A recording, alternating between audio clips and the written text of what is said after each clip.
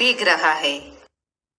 विद्यानिवास मिश्र, जन्म सन 1925, निधन सन 2005। विद्यानिवास मिश्र का जन्म 28 जनवरी 1925 को उत्तर प्रदेश के गोरखपुर जिले के पकड़डीहा गांव में हुआ था। वाराणसी, गोरखपुर में उन्होंने शिक्षा प्राप्त की। हिंदी के मूर्धन्य साहित्यकार ने अमेरिका, वॉशिंगटन में अध्येता रहे। मध्य प्रदेश प्रशासन में सूचना विभाग में कार्यरत रहे। बाद में अध्यापन के क्षेत्र में 1968 से 1977 तक वाराणसी में अध्यापक कुलपति भी रहे। स्वयं को ब्रह्मानंद मानने वाले विद्यानिवास मिश्र हिंदी के प्रतिष्ठित आलोचक, ललित निबंधकार के रूप में जाने गए।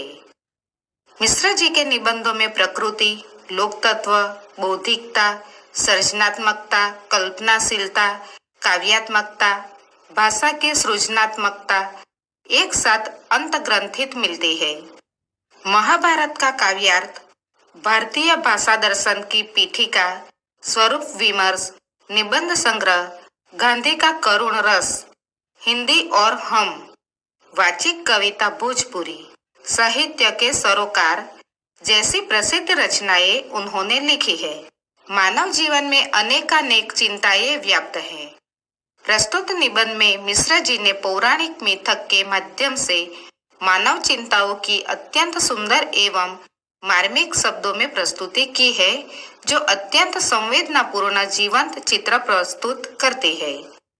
कौशल्या माता का यह विचार सर्वथा युक्ति युक्त है कि इस मौसम में मेरे राम का मुकुट भीग रहा होगा, अर्थात वे बहुत सी कठिनाइयों का सामना कर रहे होंगे।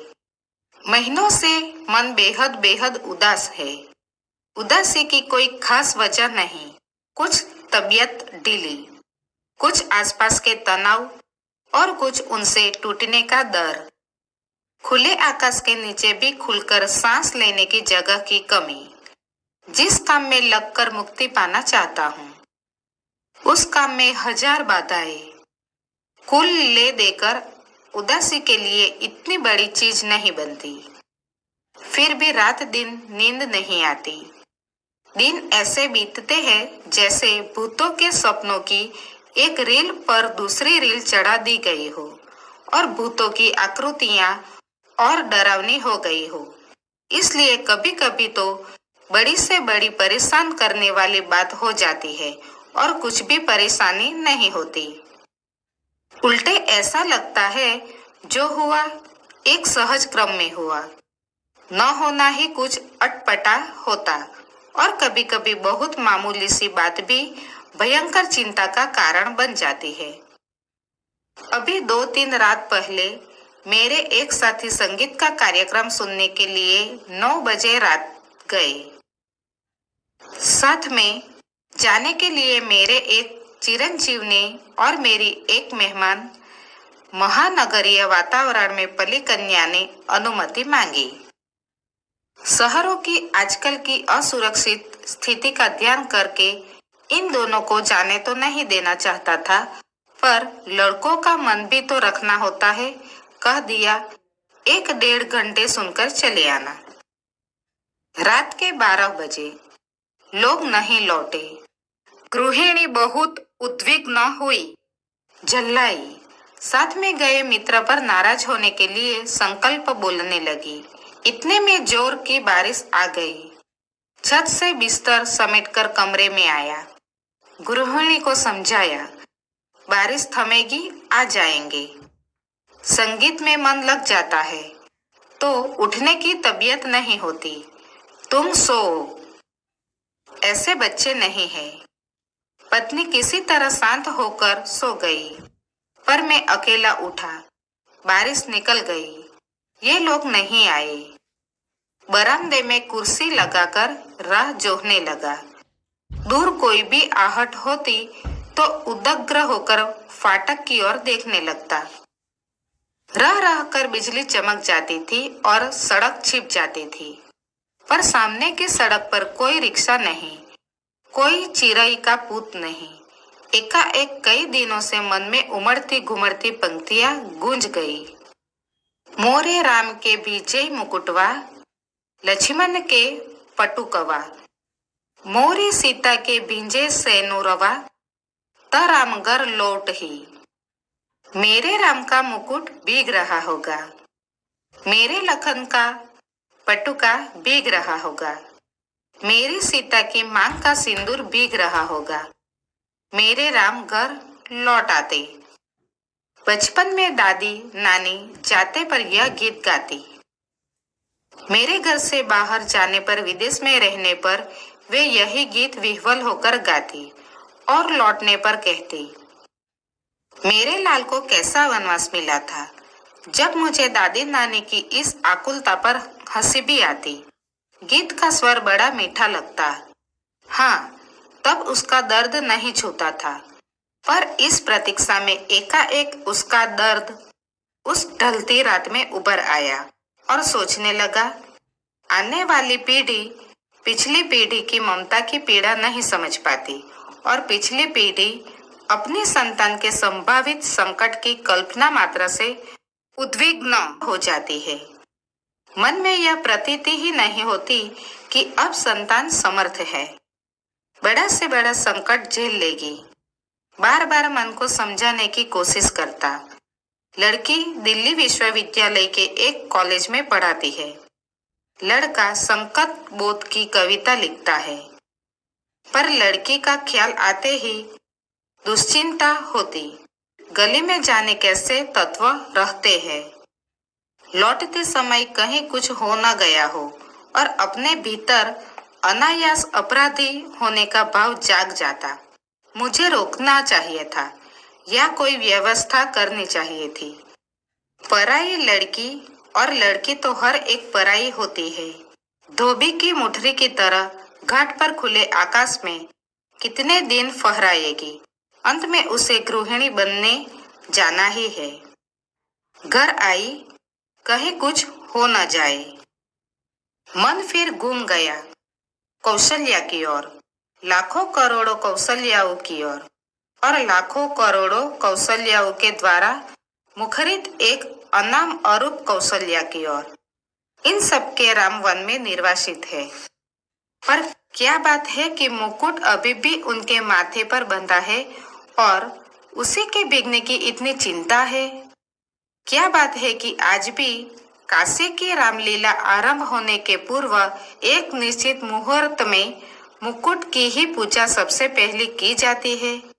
क्या बात है कि तुलसीदास ने कानन को सत अवध समाना कहा और चित्रकूट में ही पहुंचने पर उन्हें कली की कुटिल कुचाल दिख पड़ी। क्या बात है कि आज भी वनवासी धनुर्धर राम ही लोकमानस के राजा राम बने हुए हैं। कहीं न कहीं इन सब के बीच एक संगति होनी चाहिए। अभिषेक की बात चली, मन में अभिषेक हो गया और मन में राम के साथ राम का मुकुट प्रतिष्ठित हो गया। मन में प्रतिष्ठित हुआ, इसलिए राम ने राजकीय वेश उतारा, राजकीय रथ से उतरे, राजकीय भोग का परिहार किया, पर मुकुट तो लोगों के मन में था, कौशल्या के मातृ स्नेह में था। वह कैसे उतरता? वह मस्तक पर विराजमान रहा और राम भीगे तो भीगे, मुकुट न भीगने पाए, इसकी चिंता बनी रही। राजा राम के साथ उनके अंग रक्षक लक्ष्मण का कमरबंद दुपट्टा भी न भीगने पाए और अखंड सौभाग्यवती सीता की मांग का सिंदूर न भीगने पाए। सीता भले ही भीग जाए, राम तो वन से लौट आए, सीता को लक्ष्मण फिर निर्वासित कराए, पर लोकमानस में राम की वन यात्रा अभी नहीं रुकी। मुकुट, दुपट्टे और सिंदूर के भीगने की आशंका अभी भी साल रही है। कितनी अयोध्याएं बसी, उजड़ी, पर निर्वासित राम की असली राजधानी जंगल का रास्ता अपने कांटों कुसों कंकड़ों पत्थरों की वैसे ही ताजा चुभन लिए हुए बरकरार है, क्योंकि जिनका आसरा साधारण गंवार आदमी भी लगा सकता है, वे राम तो सदा निर्वासित ही रहेंगे और उनके राजपाट को संभालने वाले भरत अयोध्या के समीप रहते हुए भी उनमें भी अधिक निर्वासित रहेंगे। निर्वासित ही नहीं बल्कि एक काल कोठरी में बंद जिला वतनी की तरह दिन बिताएंगे। सोचते सोचते लगा कि इस देश की ही नहीं पूरे विश्व की एक कौशल्या है जो हर बारिश में बिसुर रही है। मोरे राम के भींजे मुकुट मेरे राम का मुकुट भी रहा होगा। मेरी संतान ऐश्वर्य की अधिकारिणी संतान वन में घूम रही है। उसका मुकुट उसका ऐश्वर्य भीग रहा है। मेरे राम कब घर लौटेंगे? मेरे राम के सेवक का दुपट्टा भीग रहा है। पहरिए का कमरबंद भीग रहा है। उसका जागरण भीग रहा है। मेरे राम की सहचारिणी सीता का सिंदूर भीग रहा है। उसका अखंड सौभाग्य भीग रहा है। मैं कैसे धीरज धरूं? मनुष्य की इस सनातन नियति से एकदम आतंकित हो उठा। ऐश्वर्य और निर्वासन दोनों साथ साथ चलते हैं। जिसे ऐश्वर्य सौंपा जाने को है उसको निर्वासन पहले से बढ़ा है। जिन लोगों के बीच रहता हूँ वे सभी मंगल नाना के नाती है। वे मुद मंगल में ही रहना चाहते हैं। मेरे जैसे आदमी को वे निराशावादी समझकर बिरादरी से बाहर ही रखते हैं। डर लगता रहता है कि कहीं उड़कर उन्हें भी दुख न लग जाए। पर मैं अशेष मंगलाकांक्षाओं के पीछे से झांकते हुए दुर्निवार शंकाकुल आंखों में झांकता हूँ तो मंगल का सारा उत्साह फीका पड़ जाता है। और बंधनवार न दिखकर बटोरी हुई रस्सी की शक्ल में कुंडली मारे नागिन दिखती है। मंगल घट आधाई हुई अधफूटी गगरी दिखता है। उत्सव की रोशनी का तामझाम धुओं की गांठों का अंबार दिखता है और मंगल वाद्य या डेरा उखाड़ने वाले अंतिम कारबरदार की उसास में बजकर एक बारगी बंद हो जाता है। लागती अवध भयावह बारी मान हो काल राती अंधियारी। घोर जंतु समपूर नर नारी डर पही एक निहारी। घर मसान परिजन जनुभूता सूत हित मित मनहु जमदूता। बागन्ह बिटप बेली कुम्ही लाही सरित सरोवर देखी न जाही। कैसे मंगलमय प्रभात की कल्पना थी और कैसी अंधेरी काल रात्रि आ गई है। एक दूसरे को देखने से डर लगता है। घर मसान हो गया है। अपने ही लोग भूत प्रेत बन गए हैं। पेड़ सूख गए हैं। लताएं कुम्हला गई है।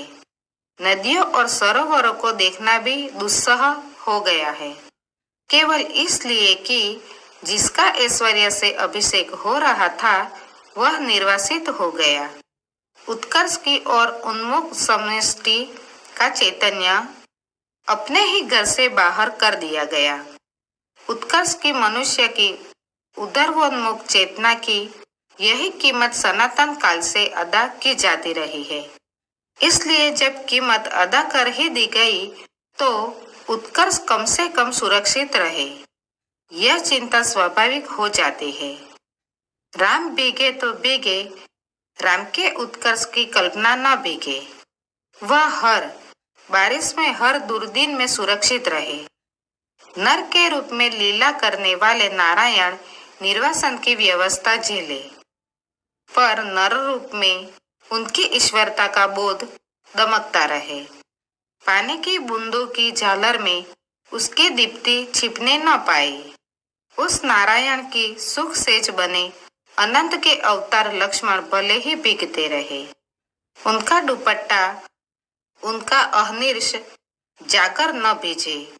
शेषी नारायण के ऐश्वर्य का गौरव अनंत शेष के जागर संकल्प से ही सुरक्षित हो सकेगा और इन दोनों का गौरव जगत जननी आद्या शक्ति के अखंड सौभाग्य सीमंत सिंधु से रक्षित हो सकेगा।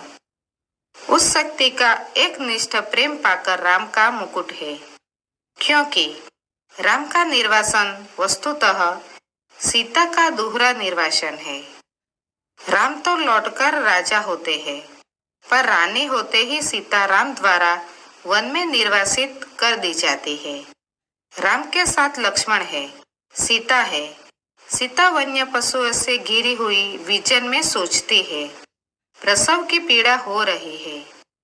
कौन इस बेला में सहारा देगा? कौन प्रसव के समय प्रकाश दिखलाएगा? कौन मुझे संभालेगा? कौन जन्म के गीत गाएगा? कोई गीत नहीं गाता। सीता जंगल की सूखी लकड़ी बीनती है, जलाकर अंजोर करती है और जुड़वा बच्चों का मुंह निहारती है। दूध की तरह अपमान की ज्वाला में चित्त कूद पड़ने के लिए उफनता है और बच्चों की प्यारी और मासूम सूरत देखते ही उस पर पानी के छांटे पड़ जाते हैं। उफन दब जाता है, पर इस निर्वासन में भी सीता का सौभाग्य अखंडित है। वह राम के मुकुट को तब भी प्रमाणित करता है। मुकुटधारी राम को निर्वासन से भी बड़ी व्यथा देता है और एक बार अयोध्या जंगल बन जाती है, स्नेह की रसदार रेत बन जाती है। सब कुछ उलट पुलट जाता है। बहुभूति के शब्दों में पहचान की बस एक निशानी बच रहती है। दूर ऊंचे खड़े तटस्थ पहाड़, राम मुकुट में जड़े हीरो की चमक के सैकड़ों शिखर, एकदम कठोर, तीखे और निर्मम। पूरा यत्र स्रोतः पुलिन मधुना तत्र सरिताम, विपर्यासम यातो गण विरल भावः क्षितिरुहम्। बहोः कालाद् दृष्टम यः परमेव मन्ये वनमेदम्, निवेशः शैलानां तदेदमिति बुद्धिम दृढ़यति। राम का मुकुट इतना भारी हो उठता है कि राम उस बोझ से कराह उठते हैं और इस वेदना के चित्कार में सीता के माथे का सिंदूर और दमक उठता है। सीता का वर्चस्व और प्रखर हो उठता है। कुर्सी पर पड़े पड़े यह सब सोचते सोचते 4 बजने को आए। इतने में दरवाजे पर हल्की सी दस्तक पड़ी। चिरंजीव निचली मंजिल से ऊपर नहीं चढ़े। सहमे हुई कृष्णा बोली, दरवाजा खोलिए। आंखों में इतनी कातरता कि कुछ कहते नहीं बना। सिर्फ इतना कहा कि तुम लोगों को इसका क्या अंदाजा होगा कि हम कितने परेशान रहे हैं। भोजन दूध धरा रह गया, किसी ने भी छुआ नहीं। मुंह ढांप कर सोने का बहाना शुरू हुआ। मैं भी स्वस्ति की सांस लेकर बिस्तर पर पड़ा, पर अर्धचेतन अवस्था में फिर जहां खोया हुआ था वहीं लौट गया। अपने लड़के घर लौट आए, बारिश से नहीं, संगीत से भीगकर। मेरी दादी नानी के गीतों का राम, लखन और सीता अभी भी वन वन भीग रहे हैं। तेज बारिश में पेड़ की छाया और दुखद हो जाती है। पेड़ की हर पत्ती से टप टप बूंदे पड़ने लगती है। तने पर टिके तो उसकी हर नस नस से आप्लावित होकर पीठ गलाने लगती है। जाने कब से मेरे राम भीग रहे हैं और बादल है कि मूसलाधार ढरकाए चले जा रहे हैं। इतने में मन में एक चोर धीरे से फुसफुसाता है, राम तुम्हारे कब से हुए तुम, जिसकी बुनाहट पहचान में नहीं आती, जिसके व्यक्तित्व के ताने वाने तार तार होकर अलग हो गए हैं। तुम्हारे कहे जाने वाले कोई हो भी सकते हैं कि वह तुम कह रहे हो मेरे राम। और चोर की बात सच लगती है। मन कितना बटा हुआ है, मनचाही और अनचाही दोनों तरह की 1000 चीजों में। दूसरे कुछ पतियाए भी, पर अपने ही भीतर प्रतीति नहीं होती कि मैं किसी का हूँ या कोई मेरा है।